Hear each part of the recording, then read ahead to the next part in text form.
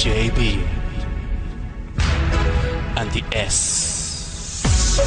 Enfrentando el ajuste, baby, con estilo. Aquí no somos liberales,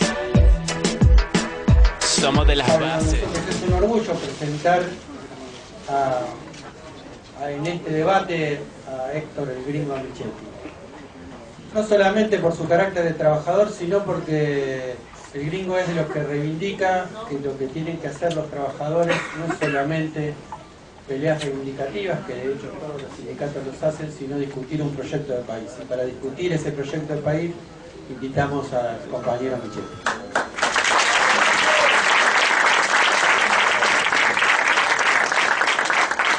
Ante todo, gracias por la invitación. Una valoración enorme de que este tema de la Constitución se ponga en debate. Nosotros lo venimos planteando desde hace tiempo, la necesidad de discutir el tema de la necesidad de una reforma constitucional o una nueva Constitución. Como decía Marcelo, es decir, el tema del movimiento obrero y programa para nosotros no solo es una cuestión histórica, ha marcado las etapas más gloriosas del movimiento obrero argentino, la mayoría de ellas en resistencia, pero también en época de democracia. El hecho de que los trabajadores pelean por la defensa de un proyecto de país y que las reivindicaciones laborales están íntimamente ligadas a la posibilidad que tenemos de ser una nación soberana con independencia económica. Es decir, no hay justicia social si no tenemos un país independiente. En función de eso, de esa referencia histórica, nosotros hemos tratado de ir actualizando lo que para nosotros sería la necesidad de actualizar el programa del movimiento obrero, y lo hemos planteado, y lo seguimos planteando dentro de la CGT, que nos parece que la única unidad posible de los trabajadores cuando se da en torno a un programa que defina hacia dónde vamos, qué país queremos.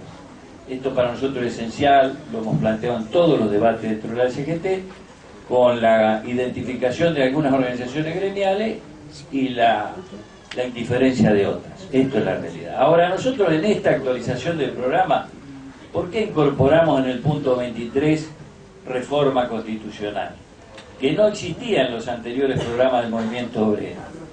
Lo incorporamos fundamentalmente porque nosotros entendemos que estos programas están directamente ligados a un marco general que es la Constitución Nacional, que es la que permite pensar el país desde un proyecto para las mayorías.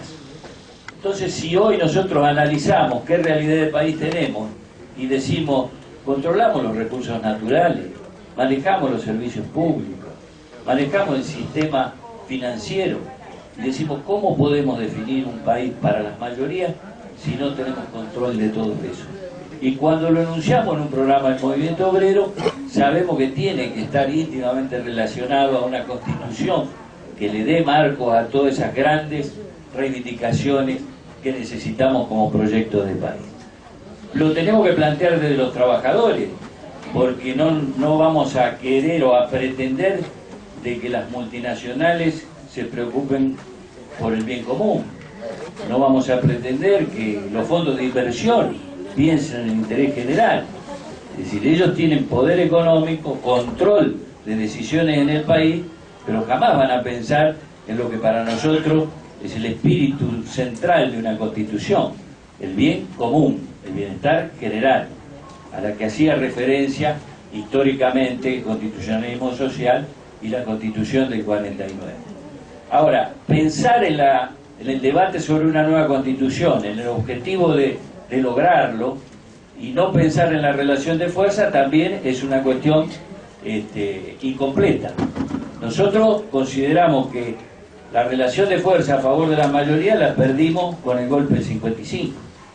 Es decir, a partir de allí prácticamente nosotros no tuvimos relación de fuerza para instalar este debate o para conquistar una constitución o para reimplantar la constitución de 49 con las adecuaciones que fueran necesarias. Sí, por supuesto, tuvimos luchas, pusimos frenos con la resistencia a los avances, pero nunca pudimos volver a instalar esa discusión central que se daba sobre la base de una constitución que existió y fue parte de una etapa donde había un proyecto nacional y había justicia social.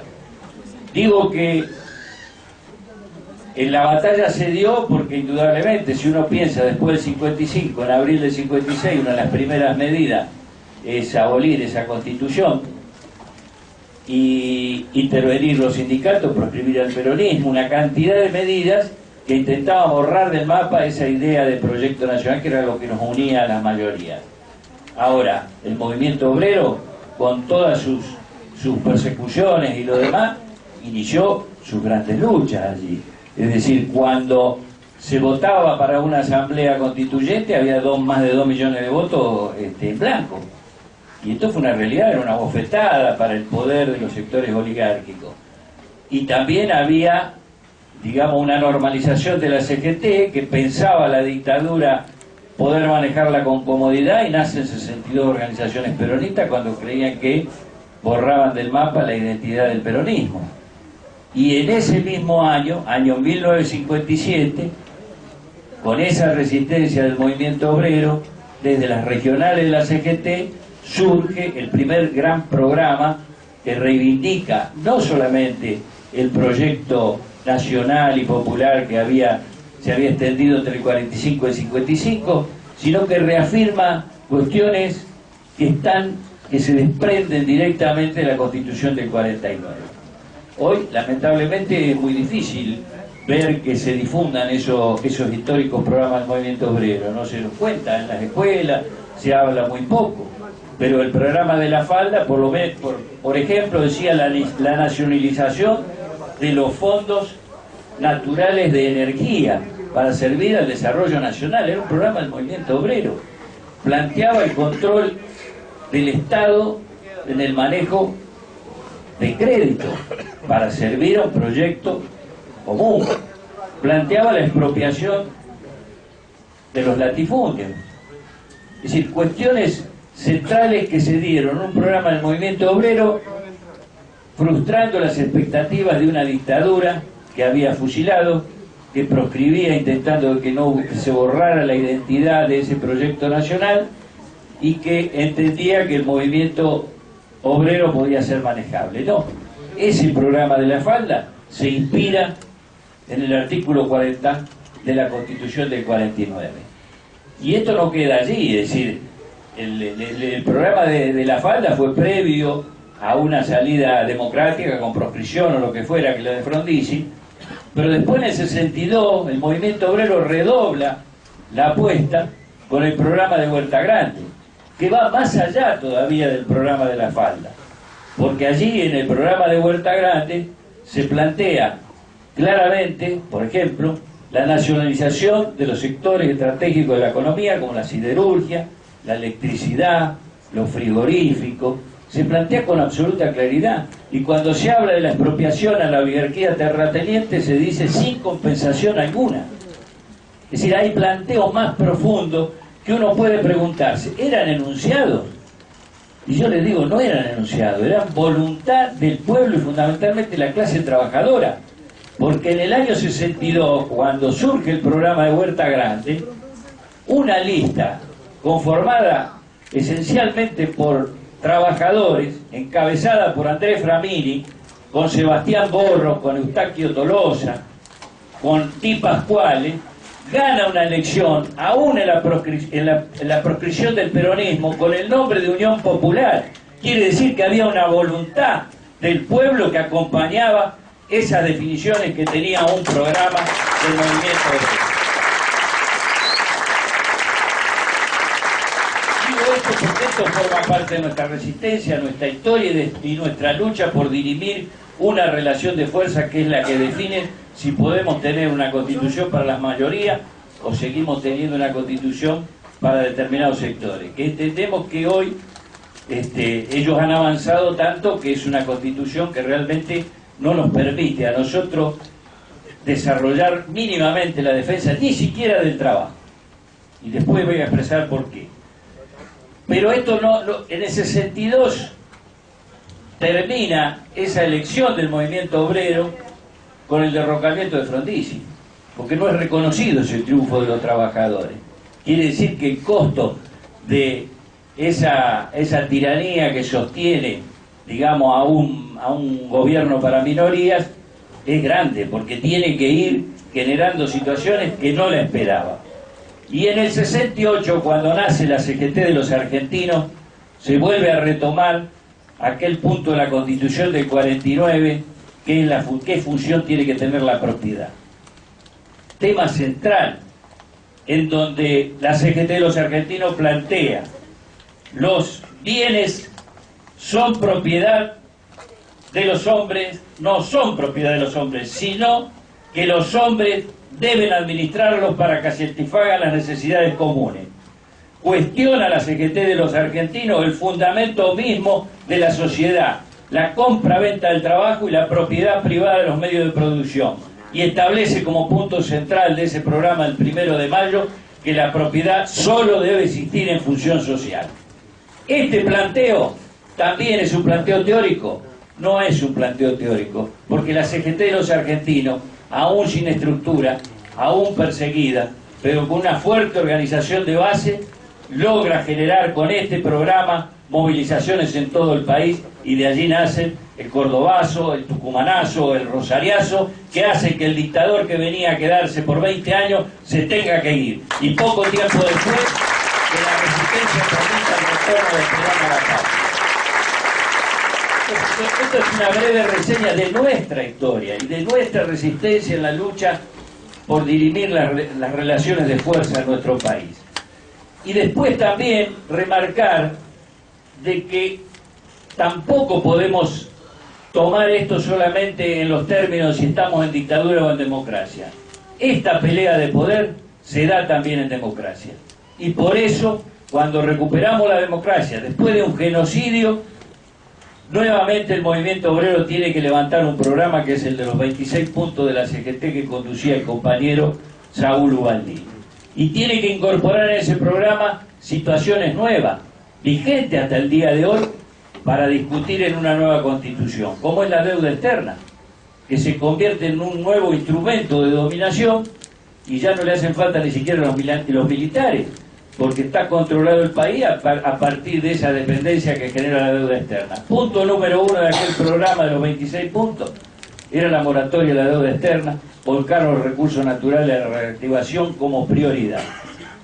Y yo señalo de que el problema que nos quieren hacer ver de que los paros de la CGT fueron los que desgastaron a Alfonsín, nosotros estamos convencidos que la no aplicación de ese programa a los 26 puntos es el que hace que termine en crisis el gobierno de Alfonsín, porque lo derroca precisamente los sectores concentrados de la economía, la especulación y todas las presiones que tenía desde afuera. Entonces, cuando nosotros llegamos a este tiempo, que es el gran debate que tenemos que hacer, junto con instalar y ponerlo en un programa como este que levantamos de la Corriente Federal de los Trabajadores, el tema de cómo construimos fuerza para poder llevar adelante no solo el debate, sino tener la relación necesaria para instalar esta reforma constitucional. Allí es donde nosotros decimos, en el campo nuestro, en el que tendríamos que tener a la mayoría de las organizaciones sindicales, precisamente tenemos, por trabajo del neoliberalismo, un sector muy fuerte de corporativismo. Es decir, hace poco, cuando se plantea el tema de la crisis energética y del tarifazo, tenemos dirigentes sindicales que salen a decir que era necesario el tarifazo, porque si no, no se supera la crisis energética. Eso es el corporativismo que nos instaló dentro del sindicalismo, el neoliberalismo y sobre todo en los años 90. Y ese es el gran debate que estamos dando hoy en el movimiento obrero. Y lo damos en términos muy concretos, porque cuando decimos si tiene validez ir a un diálogo con un proyecto como el que está gobernando hoy, ¿en qué términos damos la discusión? ¿Lo damos en los términos de un gobierno que considera que realmente la industria debe adaptarse en esa inserción inteligente en el mundo a lo que es el sudeste asiático, por ejemplo, donde tenemos que adaptarnos a los salarios del sudeste asiático, por dar un ejemplo? Es decir, ¿en qué términos damos ese diálogo? Nosotros entendemos una sola condición: en los términos que el movimiento obrero puede dar el diálogo es levantando su propio programa, que tiene raíces históricas y que hoy más que nunca tiene una vigencia fenomenal para ponerlo en discusión. Ahora, el esfuerzo que tenemos que hacer,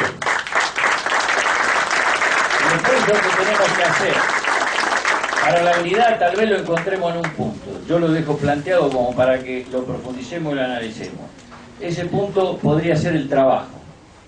Porque si bien los sectores corporativos van a entender, nunca van a entender esta idea del proyecto nacional y ven el proyecto como del sector al que pertenecen y en el avance de los sectores financieros, en el avance de las multinacionales sobre el control de los servicios, de los recursos, que era lo que decía al principio, ven que su proyecto es el proyecto que va de la mano de esa multinacional. Vemos que los convenios colectivos piensan que van enganchados y que le vaya bien a esas grandes multinacionales. Y por eso cuando se discute el tema del tarifazo, en vez de plantearlo en los términos que lo hacemos nosotros, que lo que hay que discutir precisamente es la rentabilidad de esas empresas, y nosotros sostenemos que el Estado debe volver a manejar los servicios públicos porque son un derecho humano, esos sectores justifican el tarifazo porque entienden de una manera que si a la multinacional le va bien, ellos van a tener mejores salarios. Pero fíjense ustedes que están en una encerrona los que tienen esa concepción, porque cuando se les plantea que es antiguo, son antiguos los convenios laborales, están hablando de la antigüedad de los derechos laborales. Esto es una realidad, porque la ferocidad que tiene este sector y sobre todo el peso que tiene hoy el sector financiero, para el cual la valorización de la producción y del trabajo es mínima, y este es un tema serio para abordar, es decir, nos pone a nosotros y a todos, y ahí no hay sectores de si un trabajador de una multinacional o los trabajadores de la industria o lo que fuera, en el dilema de la cuestión del trabajo. La Constitución del 49, digo yo, y este es el centro que tenemos que poner entre todos los compañeros, las organizaciones sindicales, decía: la riqueza, la renta y el interés del capital son frutos exclusivos del trabajo humano.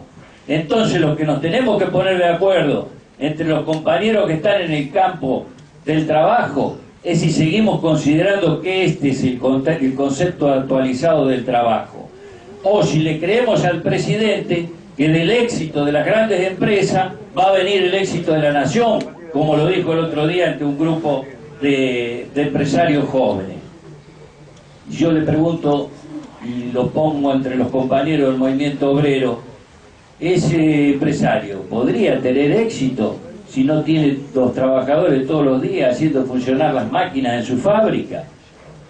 Es decir, un empresario puede tener éxito y puede seguir adelante si no hay trabajadores dentro de su empresa. Allí está el poder y ese tiene que ser el punto central de nuestra unidad. Lo antiguo no son los derechos laborales, lo antiguo no son los convenios, lo antiguo es que todavía haya empresas que tengan 2.000, 3.000 trabajadores y las decisiones dentro de la empresa la tome un directorio. Debemos democratizar las empresas, debemos hacer valer el trabajo dentro de la empresa y debemos trasladar esta valorización del trabajo a la discusión de la propiedad, a la discusión del manejo de los recursos, a la discusión del control del Estado. Nosotros, la Corriente Federal, levantamos el programa con ese espíritu, con el espíritu de poner en debate estas cuestiones, con la concepción de que hay un solo sindicalismo válido en este país todavía, y es el sindicalismo de liberación. No hay posibilidad, aunque algunos quieran hacernos creer, que el sindicalismo de liberación era solo válido en época de dictadura. Acá hemos comprobado, en 12 años de gobierno, cómo relativiza esos sectores fácticos, económicos, el valor de la democracia. Porque una presidenta que gana con 54% se ve al otro día obligada a tomar decisiones por presiones de esos grupos fácticos, que especulan con la liquidación de sus cosechas, que fugan capitales, que presionan para devaluar el dólar. La discusión de fondo sigue planteada ahí, y es una lucha de poder. En esos términos lo planteamos nosotros, y la Constitución va directamente ligada a cómo se dirime esa lucha por el poder. Muchas gracias.